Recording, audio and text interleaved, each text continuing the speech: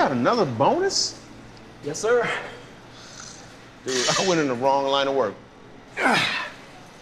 Well, I couldn't have been a paramedic. You got that right, bro. And you two call me be a salesman. Yeah, but could you imagine if I got bonuses every time I save somebody's life? Woo-hoo-hoo. Let's check it out. Heimlich, $200, right? CPR, $400. Right? Like 1,000 if they're ugly.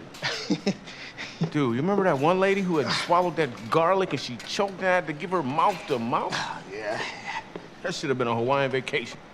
Couldn't have done it. Yeah, you could do it. You're not just gonna let somebody die in front of you while you eat your salad. I don't do CPR, Mike. I'd have just called 911. That's just cold. You just gonna let somebody die? Yo, what if it was your wife?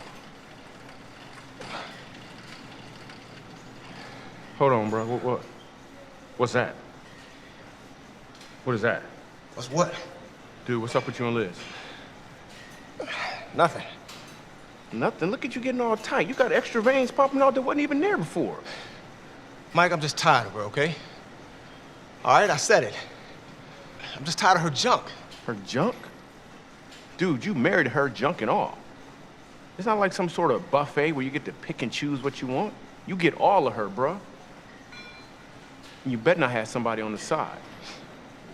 So you trying to do CPR in my personal life now? Okay, yeah, I'm a paramedic, but I'm also a Christian, which means I help people while I'm helping people. Mike, look, we've been friends for a long time, but some things are just none of your business.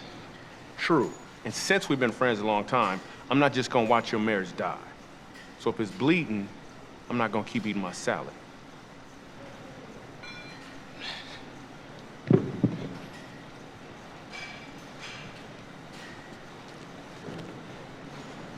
I'll see you in church. I'd like to see the church in you, bro.